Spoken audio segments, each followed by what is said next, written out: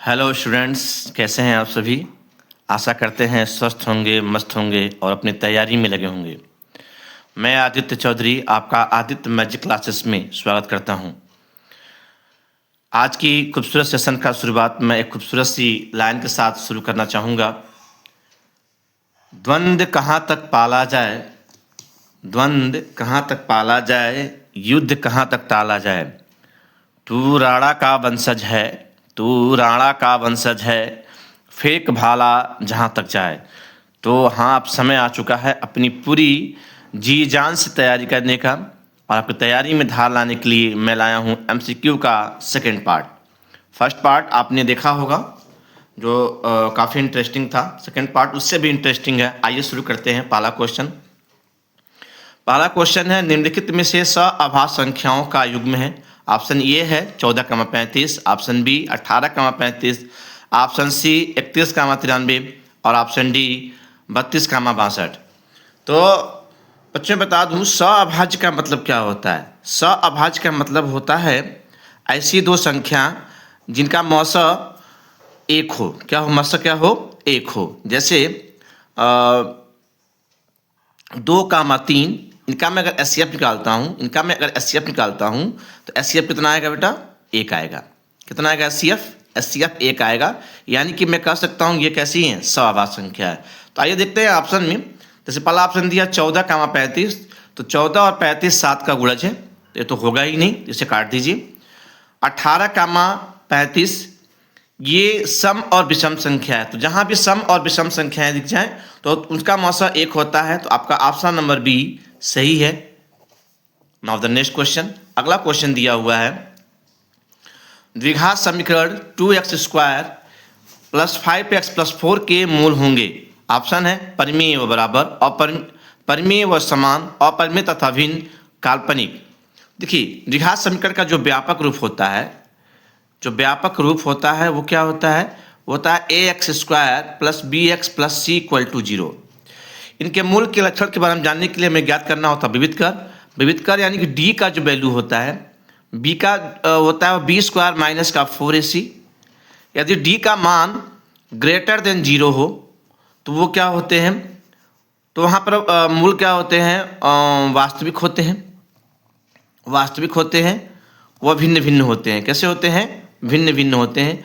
जबकि d का मान लेस देन 0 हो तो मूल क्या होते हैं? काल्पनिक होते हैं। मूल क्या होते हैं? काल्पनिक होते हैं।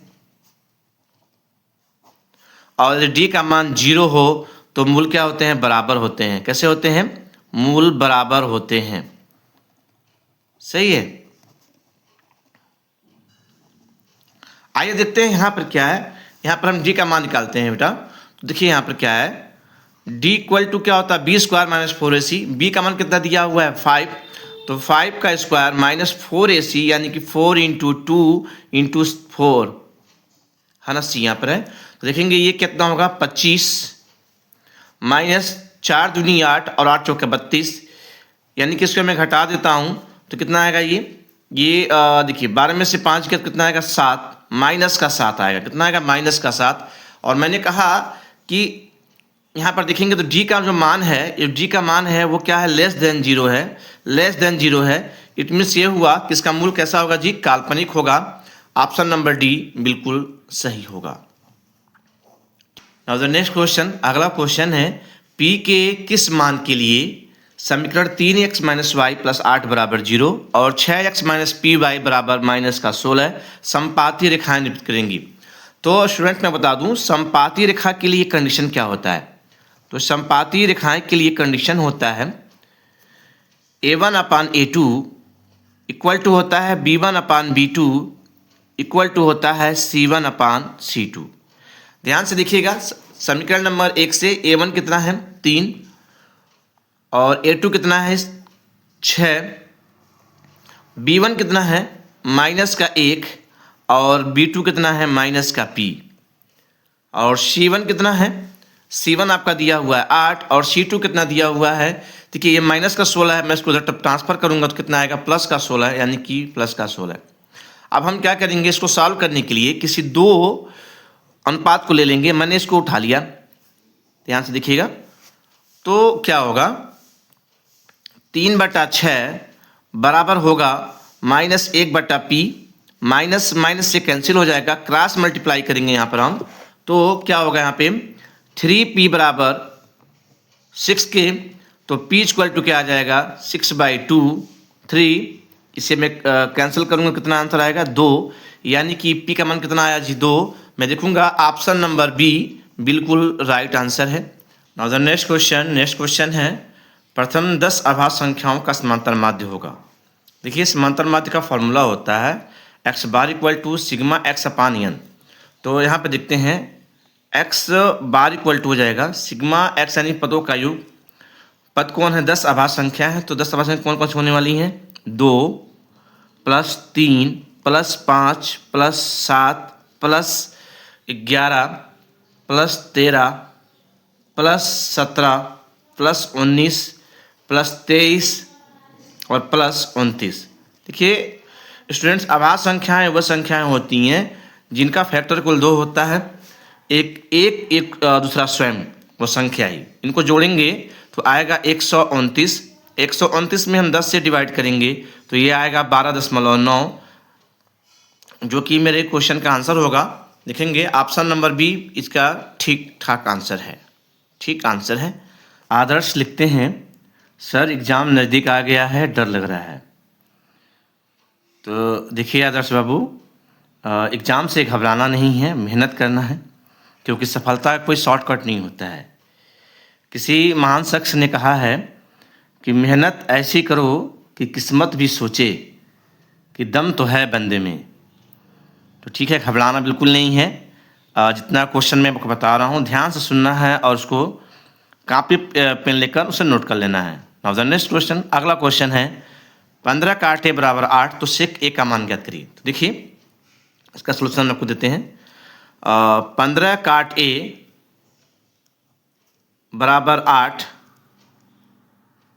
यहाँ से देखिए काट a इक्वल टू क्या हो जाएगा, काट a इक्वल टू हो जाएगा 8/15।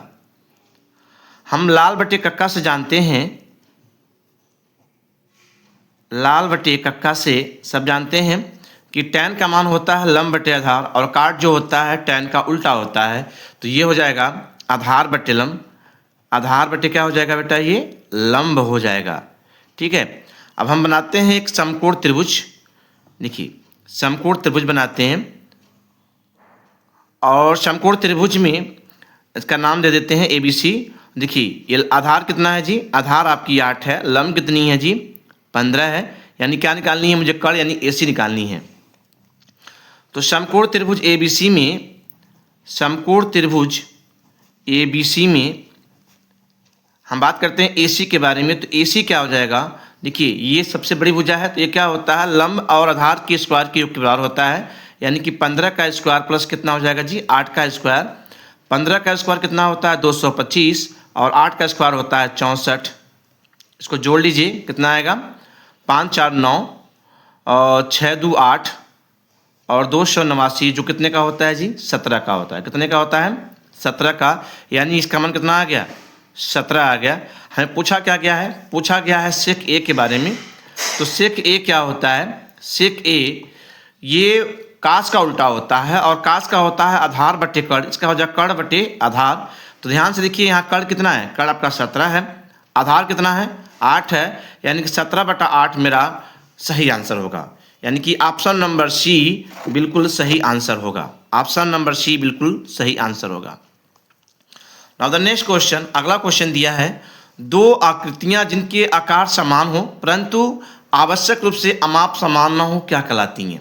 तो देखिए स्टूडेंट, दो आकृतियां मैंने लेता है, दो त्रिभुज लिया मैंने, ठीक है। देखिए ये त्रिभुज ये है, एक त्रिभुज ये है, दो आकृतियां जिनके आकार समान हो। देखिए इनका आकार समान है लेकिन अमाप क्या है समान नहीं है, ये अलग अलग साइज के हैं, ये अलग अलग आकार के हैं। तो ऐसे आकृति को हम कहते हैं समरूप आकृति। क्या कहते हैं, समरूप आकृति। क्या कहते हैं, समरूप आकृतियां कहते हैं।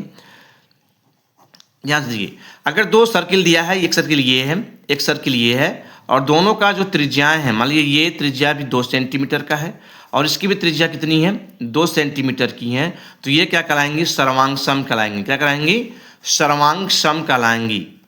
समझ में आ रहा है। लेकिन यहाँ पर क्या कहा गया है कि आकृतियाँ जिनके आकार समान है किंतु आमाप समान नहीं है, तो उसे हम कहेंगे समरूप, यानी कि आपका आंसर बी बिल्कुल ठीक आंसर होगा।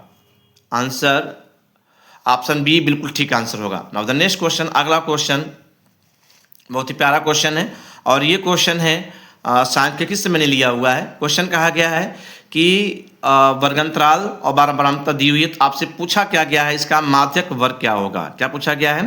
माध्यक वर्ग ज्ञात करना। क्वेश्चन को मैंने लिखा नहीं है, माध्यक वर्ग क्या होगा। ठीक है, तो देखिए माध्यक वर्ग निकालने के लिए आपको करना क्या होगा कि आपको एक और कॉलम बनाना पड़ेगा जो किसका होगा? संचयी बारंबारता का। किसका होगा? संचयी बारंबारता का। एक कॉलम और होगा जो होगा संचयी बारंबारता।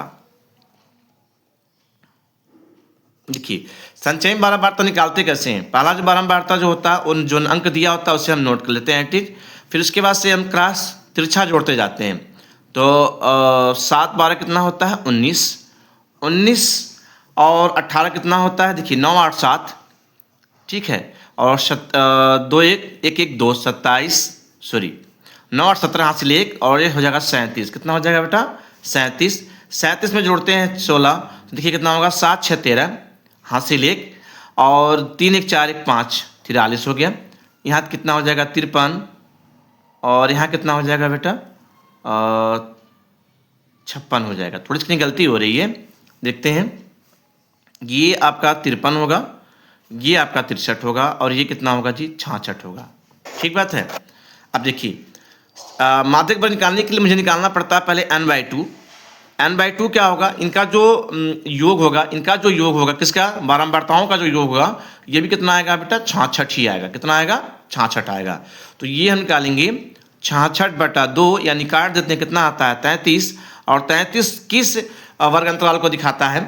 देखिए 19 से लेकर 37 तक, 19 से अधिक और 37 तक का जो माध्यक वर्ग होगा वो कितना होगा? 20 से लेकर 30 तक। तो जो मेरा जो आंसर होगा 20 से 30, यानी कि ऑप्शन नंबर ए बिल्कुल क्या होगा? इसका ठीक आंसर होगा। नेक्स्ट क्वेश्चन, अगला क्वेश्चन है शीर्ष 0,4 0,0 और 3,0 वाले त्रिभुज का परिमाप क्या होगा। बहुत ही इंपॉर्टेंट क्वेश्चन है। आइए देखते हैं। इसको सॉल्व करने से पहले हम एक कोऑर्डिनेट बनाते हैं। देखिए एक्स एच और ये क्या है मेरा? वाई एच है, ठीक है। एक्स एच वाई एच है, ठीक है। इसकी हम मार्किंग कर देते हैं बेटा। देखो यहाँ पर 1 2 3 4, 1 2 3 और क्या है बेटा? 4, ठीक है। अब देखिए ये एक्स एक्सिस है और ये क्या है? वाई एक्सिस है, ठीक है। देखिए पहला जो पॉइंट दिया हुआ है वो पॉइंट क्या दिया है? 0,4, यानी कि एक्स पर चलना है 0, वाई पर चलना है 4। तो वाई पर 4 चलते हैं 1 2 3 4, यानी कि ये पॉइंट कहाँ मिलेगा हमको? यहाँ पर मिलेगा, ठीक है। इसको नाम दे देते हैं ए। अगला है 0,0, यानी कि एक्स पर भी 0, वाई पर भी 0, यानी कि ये पॉइंट कहाँ मुझे मिलेगा? यहाँ पर मिलेगा, यानी कि ये पॉइंट बी मिल गया 0,0। और अगला है 3,0, यानी कि एक्स पर चलते हैं 3, यानी 1 2 3, यानी कि यहाँ ये पॉइंट यहाँ मिलेगा। ये पॉइंट क्या होगा? 3,0। ये क्या होगा? 0,0 और ये कितना है बेटा? 0,4, ठीक है। अब ध्यान से देखिएगा, इसको हम मिलाते हैं तो आपको एक त्रिभुज मिल जाएगा। यहाँ मिलाएंगे इसको हम तीनों पॉइंट को, तो एक त्रिभुज मिल जाएगा। जो त्रिभुज कैसा होगा? समकोण त्रिभुज होगा। इसका मान कितना होगा बेटा? 4। इसका मान कितना होगा? 3। देखिए समकोण त्रिभुज ABC में, समकोण त्रिभुज ABC में आपको 2 भुजा का माप मालूम है, तीसरी भुजा माप नहीं मालूम है, क्योंकि मुझे परिमाप ज्ञात करनी है। तो परिमाप क्या होता है? परिमाप जो होता है भुजाओं का योग, है ना, सही भुजाओं का योग। तो ध्यान से देखिए, हमें निकालना क्या है बेटा? हमें निकालना है AC निकालनी है। तो AC क्या होता है? यानी कि दोनों भुजाओं के वर्ग के योग के बराबर होगा कड़ी में। तो 4 का स्क्वायर प्लस क्या? 3 का स्क्वायर। 4 का स्क्वायर कितना होता है बेटा? 16 और 3 का स्क्वायर कितना होता है? 9। इसका वर्गमूल निकालेंगे, कितना आएगा बेटा? 5 आएगा, यानी कि ये जो वैल्यू होगी कितनी होगी? 5 की होगी, ठीक है। परिमाप में बताया मैंने कि परिमाप जो होगा वो क्या होता है? सभी भुजाओं के योग के बराबर होता है। तो परिमाप कितना हो जाएगा यहाँ पे? इसका जो पैरामीटर होगा वो कितना होगा? 4 + 3 प्लस कितना? 5, टोटल जोड़ देंगे कितना आएगा? 12, यानी कि 12 आपका राइट आंसर होगा, यानी कि ऑप्शन नंबर सी इसका ठीक आंसर होगा। ठीक। अगला क्वेश्चन बड़ा ही प्यारा क्वेश्चन है, बहुत ही इम्पोर्टेंट है, बहुत ही इम्पोर्टेंट क्वेश्चन है, बहुत ही प्यारा क्वेश्चन है। कहा गया है कि दिए गए चित्र में केंद्र O वाले वृत्त पर स्पर्श रेखा PA और PB इस प्रकार है कि एंगल APB 50 डिग्री है, तो एंगल OAB का मान ज्ञात करिए, यानी कि एंगल OAB यानी इसका मान ज्ञात करनी है। ठीक बात है, चलिए देखते हैं। बेटा हम एक बात जानते हैं, एक बात हम जानते हैं कि स्पर्श रेखाओं के बीच बना कोण और त्रिज्याओं के बीच बना कोण का जो योग होता है 180 होता है। ठीक है, मैं फिर से दोहरा दे रहा हूँ, स्पर्श रेखाओं के बीच बना कोण और त्रिज्याओं के बीच बना कोण का जो योग होता है कितना होता है, 180 होता है। यानी कि जो एंगल APB और एंगल AOB का जो सम होगा वो कितना होगा, 180 होगा। इसका मान कितना दिया है बेटा, 50 दिया है। यानी कि एंगल AOB का जो वैल्यू होगा वो कितना होगा बेटा, वो होगा 180 माइनस का 50, यानी कि एंगल AOB का जो वैल्यू होगा वो कितना आएगा, 130 डिग्री। कितना आएगा बेटा, 130 डिग्री। यानी इस वाले का जो वैल्यू है कितना है, 130 डिग्री। अब ध्यान से देखिएगा, एक आपको त्रिभुज दिख रहा होगा, त्रिभुज AOB एक त्रिभुज दिख रहा होगा, और इस त्रिभुज में OA और OB क्या हैं, त्रिज्याएं हैं। क्या है बेटा, त्रिज्याएं हैं। और जो त्रिज्याएं होती हैं, त्रिज्याएं आपस में बराबर होती हैं, तो हम जानते हैं कि त्रिभुज की अगर दो भुजाएं बराबर हैं तो उनके सम्मुख कोण भी क्या होते हैं, समान होते हैं। सम्मुख कोण भी क्या होते हैं, समान होते हैं। तो ध्यान से देखिएगा, त्रिभुज के तीनों कोणों का योग 180 होता है, तो 130 हो चुका है, और 50 डिग्री इन दोनों का योग होगा। ठीक है, चूंकि दोनों कोण समान हैं, तो अगर मैं बात करता हूं एंगल OAB के बारे में, तो वो क्या होगा, 50 का हम आधा कर देंगे, कितना आएगा बेटा, 25 आएगा। यानी कि 25 डिग्री इसका बिल्कुल राइट आंसर होगा। ठीक है, बिल्कुल राइट आंसर होगा। बहुत ही इंपॉर्टेंट क्वेश्चन है बेटा, फिर से एक बार सुन लो और समझ लो। मैं जानता हूं स्पर्श रेखाओं के बीच बना कोण और त्रिज्याओं के बीच बना कोण का योग 180 होता है, तो मैंने 180 कर दिया, और यहाँ से हमने निकाला एंगल AOB का मान 130 डिग्री। अब देखिए, मुझे इसका मान ज्ञात करनी थी, चूंकि हम जानते हैं कि त्रिभुज के तीनों कोणों का योग 180 डिग्री होता है, तो 130 हो चुका है, 50 डिग्री बचा हुआ है, और 50 डिग्री में दोनों कोण होंगे, क्योंकि दोनों त्रिज्याएं हैं, भुजाएं समान हैं, तो एंगल भी इनके क्या होंगे, समान होंगे। तो ये कितना हो जाएगा, इसका हम आधा करेंगे, 25 डिग्री, और 25 डिग्री ये होगा। तो आपका ऑप्शन नंबर ए बिल्कुल राइट आंसर है। ठीक है, अब द नेक्स्ट क्वेश्चन, अगला क्वेश्चन देखिएगा। अगला क्वेश्चन लिखा हुआ है, अगला क्वेश्चन है, निम्नलिखित में से कौन केंद्रीय प्रवृत्त की माप नहीं है, माध्य, बहुलक, परिसर, मध्यिका। नाउ द नेक्स्ट क्वेश्चन, अगला क्वेश्चन है, एक्स अक्ष पर एक बिंदु जो बिंदु A बराबर 2, और B बराबर -2, से समदूरस्थ हैं का निर्देशांक होगा। बहुत ही इंपॉर्टेंट क्वेश्चन है, वेरी इंपॉर्टेंट क्वेश्चन है, इसको आप जरूर देख कर जाइएगा, सॉल्व करके जाइएगा। देखिए इसका सोल्यूशन बता रहा हूँ आपको। कहता है एक्स अक्ष पर बिंदु जो इतने समदूरस्थ हैं, तो समदूरस्थ का मतलब ये होता है कि जो समान दूरी पर होते हैं। तो मान लीजिए एक बिंदु है यहाँ पे एक्स अक्ष पर, एक्स अक्ष बिंदु का निशान क्या होता है, x, 0 होता है।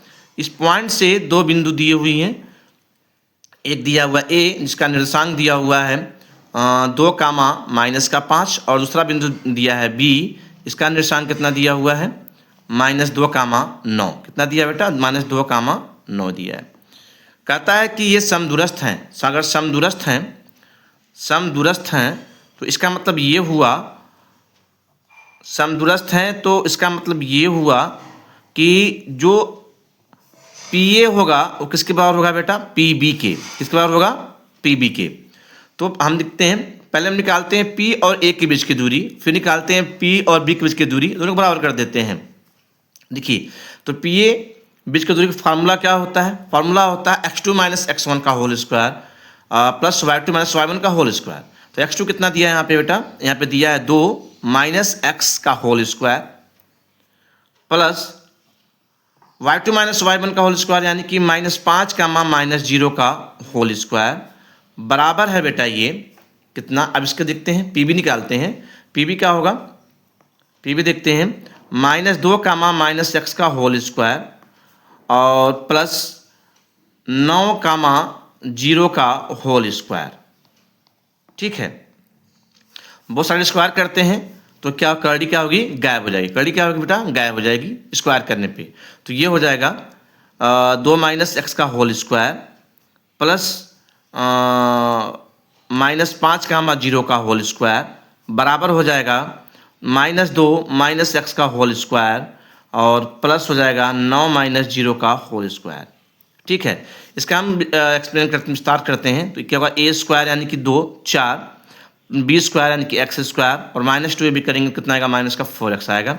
यहाँ पे कितना आएगा बेटा, 25 आएगा। ठीक है, यहाँ भी देखते हैं। तो a स्क्वायर करते हैं कितना आएगा आपका 4, b स्क्वायर करेंगे तो कितना आएगा x स्क्वायर और +2 भी करेंगे कितना आएगा बेटा 4x आएगा और प्लस कितना आएगा 81। x स्क्वायर से x स्क्वायर कैंसिल हो जाएगा। यहाँ पर क्या बचेगा, माइनस का 4x प्लस कितना हो गया 29। यहाँ पर देखिएगा बेटा, यहाँ पर आएगा प्लस का 4x कितना आएगा बेटा 85 आएगा 85। अब x वाले टर्म को एक पास ले जाते हैं तो कितना आएगा माइनस का 4x और माइनस का 4x। जब इधर आएगा तो माइनस में हो जाएगा और इसको मैं इधर भेजूंगा कितना हो जाएगा 85 माइनस का 29, ये हो जाएगा माइनस का 8x बराबर हो जाएगा माइनस का 56। माइनस से माइनस कैंसिल हो जाएगी और ओवरऑल हम देखेंगे बेटा तो x बराबर आ जाएगा 56/8। 56 क्या हो जाएगा 8 और 8 से हम काटेंगे तो 8 × 56। तो जो बिंदु होगी बेटा वो बिंदु क्या थी, x, 0 थी। तो x का मान तो 7 निकल चुका है तो 7 का मान क्या हो जाएगी 0, जो कि आपका ऑप्शन नंबर डी बिल्कुल ठीक आंसर है। ठीक है, नाउ द नेक्स्ट क्वेश्चन। अगला क्वेश्चन दिया है बेटा, हाइट एंड डिस्टेंस से लिया है मैंने, बड़ा इंपॉर्टेंट क्वेश्चन है। कहा है 50 कड़ी में 3 मीटर ऊंचे मीनार की चोटी तथा उसके पास से 50 मीटर दूर 36 तल पर स्थित बिंदु से उन्नयन कोण होगा। देखिए, एक मीनार बनाते हैं। मीनार कहाँ खड़ा होगा बेटा, किसी बेस पॉइंट पर। ये देखिए इसका एक बेस पॉइंट है। ठीक है, 36 तल है ये। इसकी जो मीनार की ऊंचाई दी हुई है कितना दिया हुआ 50 कड़ी में 3 और कहा क्या है मीनार की चोटी का उसके पाद बिंदु से 50 मीटर। देखिए मीनार की चोटी ये है और इसके पाद बिंदु बेटा ये है। यहाँ से कितना दूर है 50 मीटर, यानी कि ये जो दूरी होगी वो कितनी होगी 50 मीटर की होगी। कितनी होगी बेटा 50 मीटर की ये दूरी है। इसके जो बीच का पूछा गया है उन्नयन कोण क्या होगा, यानी कि ये एंगल आपसे पूछा जा रहा है, ये एंगल आपसे पूछा जा रहा है। ठीक है, मैं नाम दे दे रहा हूँ बेटा। देखो ABC, आपको एक दिख रहा होगा समकोण त्रिभुज। समकोण त्रिभुज ABC दिख रहा होगा। समकोण त्रिभुज ABC में आपको क्या दिया, लंब दिया है, आधार दिया है। ठीक है, तो इनके बीच का समताने वाला त्रिकोणमितीय अनुपात होता है, वो क्या लेते हैं हम tan थीटा। क्या हो जाएगा tan थीटा, वो क्या होती है लंब बटा आधार। लंब कितना है AB, आधार कितना है BC। तो ये 50 कड़ी में 3 बटे कितना हो गया बेटा 50, 50 से 50 कैंसिल हो जाएगा, यानी कि जो tan थीटा आएगा वो क्या होगा कड़ी में 3 और ये बराबर होता है किसके बेटा, ये बराबर होता है tan 60 डिग्री के। कितना होता है tan 60 डिग्री के। तो थीटा का जो मान आ जाएगा कितना आ जाएगा 60 डिग्री और आपका ऑप्शन नंबर बी बिल्कुल ठीक आंसर है। ठीक बात है। राहुल का कहना है कि क्वेश्चन नंबर 11 में आपने ऑप्शन गलत लगाया है। ठीक है, मैं देख ले रहा हूँ एक बार क्या है क्वेश्चन नंबर 11। क्वेश्चन नंबर 11 में ये एक था और उन्होंने कहा कि ऑप्शन गलत लगा हुआ है। मैं चेक कर ले रहा हूँ। देखिए हाँ बिल्कुल सही है, राहुल बिल्कुल सही कह रहे हैं आपने। ये जो जब सब हम यहाँ पे घटाएंगे तो ये प्लस का आएगा बेटा। क्या आएगा प्लस का आएगा। तो ओवरऑल जो आंसर आएगा वो माइनस में आएगा, यानी कि -7, 0 इसका बिल्कुल राइट आंसर होगा, न कि ऑप्शन नंबर डी। चलते हैं नाउ द नेक्स्ट क्वेश्चन। अगला क्वेश्चन जो दिया हुआ है वो आपका समांतर श्रेणी से है। दिया हुआ है अनुक्रम कड़ी में 2, 2 कड़ी में 2, 3 कड़ी में 2 का 10वां पद होगा। ऑप्शन आपके दिए हुए हैं। देखिए हम देखिए पहले तो जानते हैं कि 10वां पद क्या होगा। पहले तुम देखिए ये श्रेणी है, कौन श्रेणी है, ये श्रेणी जो है आपका समांतर श्रेणी है। और AP का nवां पद हम जानते हैं। AP का nवां पद का बेटा फार्मूला होता है वो होता है क्या, वो होता है an बराबर होता है a plus n minus 1 into क्या होता है बेटा d। ठीक है, यहाँ पर जो a दिया हुआ है, a दिया है कड़ी में 2 और जो d दिया हुआ है वो कैसे निकालते हैं, a2 माइनस a1 यानी a2 माइनस a1 करते हैं और a2 का जो वैल्यू दिया 2 कड़ी में 2 दिया है, 2 कड़ी में 2 में से हम कड़ी में 2 घटा देंगे तो d का जो मान निकल के आ जाएगा वो कितना आ जाएगा कड़ी में 2। हमें निकालना क्या है बेटा, हमें निकालना है a10 निकालनी है। तो a10 जो होता है इसके लिए होता है बेटा a प्लस 9d, कितना होता है a प्लस 9d। जब भी जो पद निकालने का है उसमें से a प्लस करके d में एक कम कर दीजिएगा। जैसे 15वां पद कहे तो a प्लस 14d होगा। अब a का मान कितना दिया हुआ है, कड़ी में 2 प्लस 9 कड़ी में 2 यानी कि ये कितना हो गया 10 कड़ी में 2। 10 कड़ी में 2 को बेटा मैं लिख सकता हूँ क्या, देखिए 10 को मैं अंदर ले जाऊँगा तो 100 हो जाएगा, मैं लिख सकता हूँ कड़ी में 200, कड़ी में 200। आपका ऑप्शन नंबर सी बिल्कुल ठीक आंसर होगा। ठीक है, नाउ द नेक्स्ट क्वेश्चन, अच्छा क्वेश्चन है ये, लेटेस्ट एग्जाम में पूछा जा रहा है ये, तो इसे ध्यान दीजिएगा। कहा है साहुल एक संयोजन है। देखिए साहुल बनता कैसे, देखिए ध्यान से, साहुल एक संयोजन होता है, ऐसे कुछ होता है, हाँ ये साहुल है, पूछा ये संयोजन है।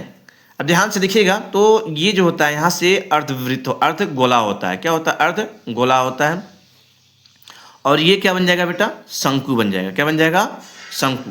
देखिए ये शंकु के शेप में है, ये शंकु के शेप में है और ये क्या है एक अर्धगोला है। तो यानी कि इसका जो राइट आंसर होगा बेटा वो क्या होगा अर्धगोला और शंकु, एक शंकु, एक अर्धगोला और एक क्या होगा बेटा एक शंकु होगा। ठीक है, इसी तरह से और ये पूछ लिया जाता है आपसे कि जोकर का टोपी किस शेप में होता है, तो शंक्वाकार होता है। जो गुल्ली होती है वो किस आकार का होता है, क्वेश्चन है यदि PE बराबर 0.05 हो तो E नहीं की प्रयोक्ता ज्ञात करिए। तो स्टूडेंट्स जैसा कि आप जानते हैं कि PE प्लस PE नॉट का जो योग होता है वो 1 होता है। यहाँ जो PE का मान दिया हुआ है 0.05 दिया है और PE नॉट का मान हमें ज्ञात करनी है बराबर 1, तो जो PE नॉट हो जाएगा बेटा वो हो जाएगा 1 माइनस 0.05 यानी कि 0.95 मेरा आंसर होगा। यानी कि ऑप्शन नंबर डी बिल्कुल ठीक आंसर है, डी बिल्कुल ठीक आंसर है। अगला क्वेश्चन है, दिए गए चित्र में त्रिभुज ABC के आधार BC के समांतर रेखाखंड PQ खींचा गया है, यानी कि BC समांतर है किसके PQ के। ठीक है, नाउ द नेक्स्ट क्वेश्चन, अगला क्वेश्चन है दो संख्याओं का योगफल 8 है और अंतर 2 है तो संख्याएं होंगी। अब देखिए बेटा इस क्वेश्चन को सॉल्व करने के लिए मैं इक्वेशन नहीं बनाऊंगा, हालांकि इसका इक्वेशन होता है, मान लीजिए दो संख्या मानिए x और y है, इनका योगफल कितना होगा बेटा 8 होगा और अंतर कितना होगा x माइनस वाई यानी कि कितना होगा 2। इन दोनों को, ये समीकरण नंबर 1 है, ये समीकरण नंबर क्या है 2 है, इन दोनों को हम जोड़ देंगे, समीकरण 1 और क्या करेंगे बेटा हम 2 जोड़ देंगे। देखिए तो यहाँ पर क्या होगा y से y कैंसिल हो जाएगा, यानी कितना आंसर आ जाएगा, यहाँ कितना आ जाएगा 2x जोड़ेंगे तो, और यहाँ कितना होगा 8 2 10 हो जाएगी, यानी कि x बराबर कितना आ जाएगा 10/2 कितना कट के 5 आएगा, यानी x का मान 5, यानी एक संख्या क्या है 5 है। ठीक है, अब इसी x का मान समीकरण नंबर 1 में रख देंगे, समीकरण नंबर 1 से, तो क्या होगा x प्लस वाई बराबर 5 है, तो x का मान कितना है 5 प्लस वाई बराबर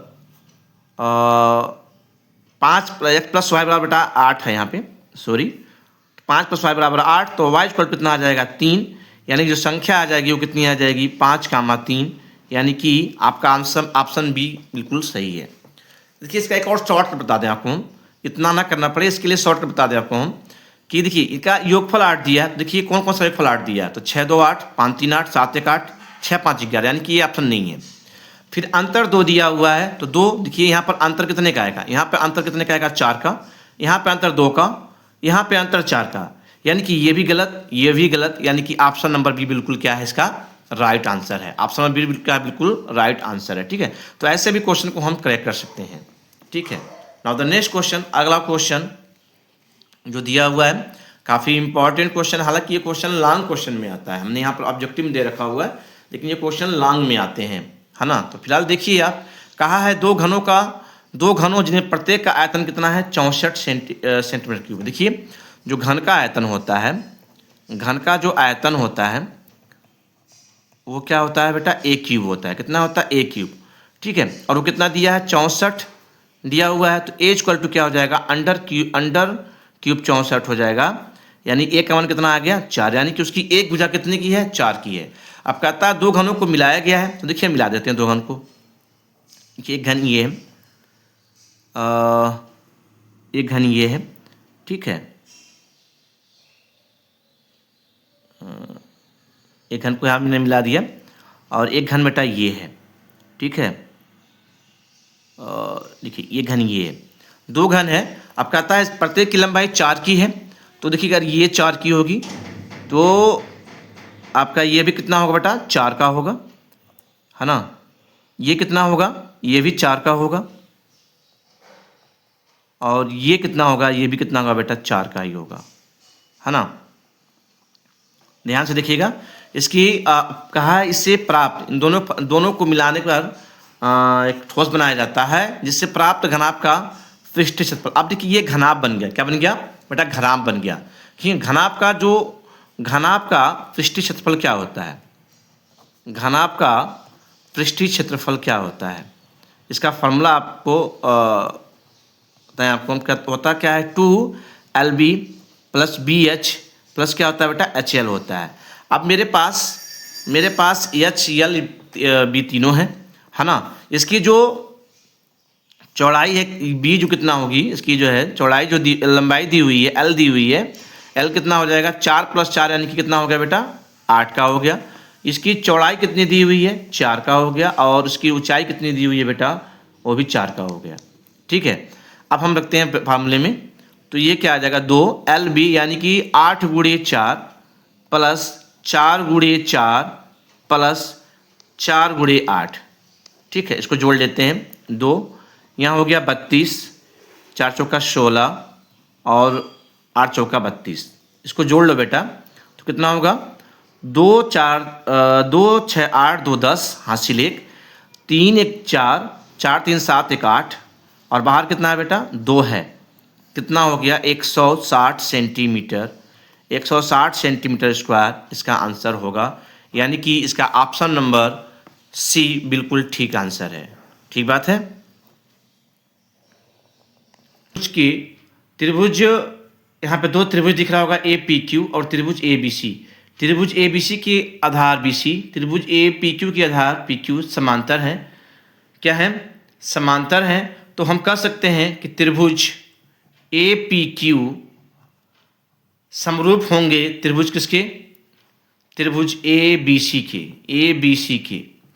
अगर दो त्रिभुज समरूप होते हैं तो उनके संगत भुजाओं का अनुपात भी क्या होता है, समान होता है।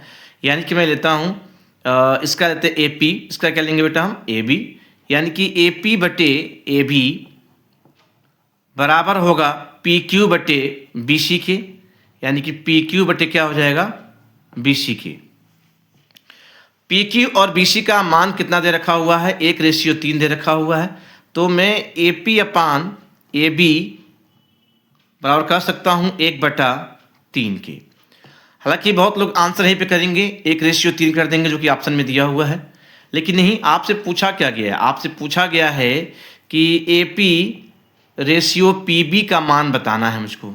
ठीक है, तो AP तो दिया हुआ है लेकिन PB नहीं दिया अभी। तो ध्यान से देखिए, जो AB है वो क्या है, वो AP और PB के योग के बराबर है। तो मैं कह सकता हूँ AP और AB का स्थान मिल सकता हूँ AP प्लस क्या, PB बराबर 1/3। यहाँ से हम कर सकते हैं, करेंगे क्रॉस मल्टीप्लाई और यहाँ से मिलता है 3AP बराबर AP प्लस क्या, PB। इस AP को मैं इधर लाऊंगा तो यहाँ पर आ जाएगा 2AP बराबर PB के। मुझे मान ज्ञात करना है AP/PB का। तो इस PB को मुझे इस तरह ट्रांसफर करना होगा। तो मैं यहाँ दिखाता हूँ आपको। देखिए AP/PB क्या हुआ, 2 इधर आ जाएगा, आएगा 1/2, यानी कि 1:2 इसका आंसर होगा, जो कि ऑप्शन नंबर A बिल्कुल सही है। द नेक्स्ट क्वेश्चन, आज का अंतिम क्वेश्चन है बेटा। कहा गया है एक बक्से में तीन नीले 2 सफ़ेद और 4 लाल कंचे हैं। यानी कि जो कंचा है, नीला कंचा कितना है बेटा? नीला कंचा जो दिया हुआ है वो 3 दिया है। सफ़ेद कितना दिया हुआ है?